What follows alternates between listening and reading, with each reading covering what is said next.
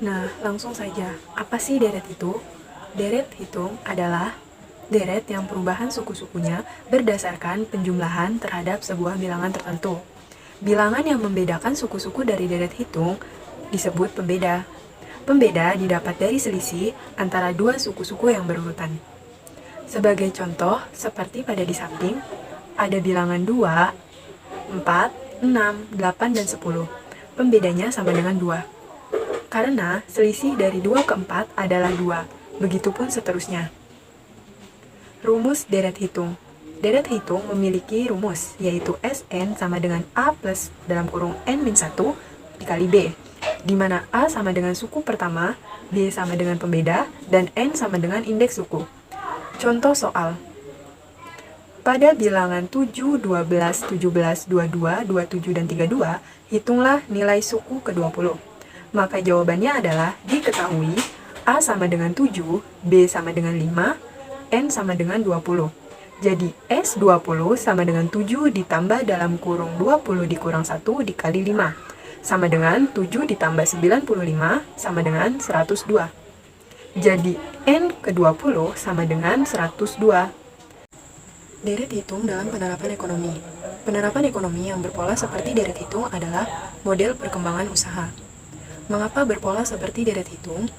Karena setiap variabel yang bersangkutan akan bertambah secara konstan dari satu periode ke periode berikutnya.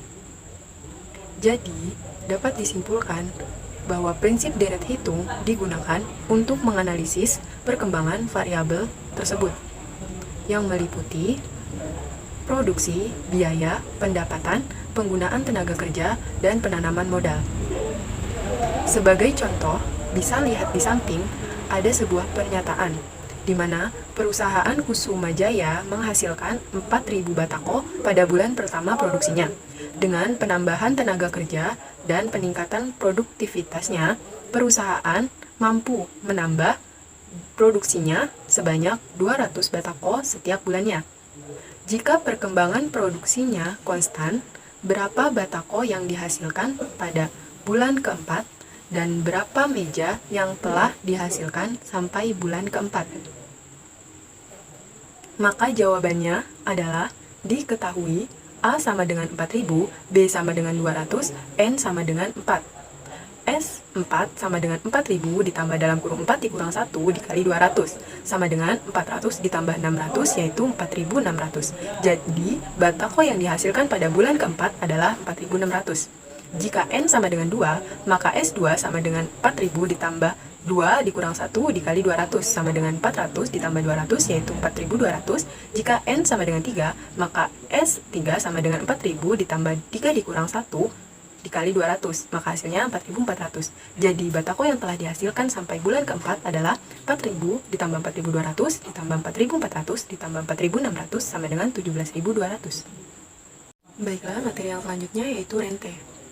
Yang dimaksud dengan rente adalah rentetan modal yang dibayarkan atau diterima pada setiap jangka waktu tertentu yang tetap besarannya. Macam-macam nilai akhir rente. Yang pertama ada nilai akhir rente pranumerando, yaitu nilai akhir suatu rente yang angsuran terakhirnya sudah mengalami pembungaan selama 1 kali. Mengapa? Karena pembayaran angsurannya dilakukan pada setiap awal dari jangka waktu pembayaran. Yang kedua ada nilai akhir rente post numerando, yaitu nilai akhir suatu rente yang angsuran terakhirnya belum mengalami pembungaan. Rumus rente nilai akhir. Rumus pranumerando NA sama dengan M dalam kurung 1 plus I, buka kurung 1 plus I, tutup kurung, pangkat N, dikurang 1 dibagi I. Rumus post numerando NA sama dengan M, buka kurung 1 plus I, tutup kurung, pangkat N, dikurang 1, tutup kurung, dibagi I, di mana M sama dengan angsuran uangnya, I sama dengan suku bunga, N sama dengan jangka waktu.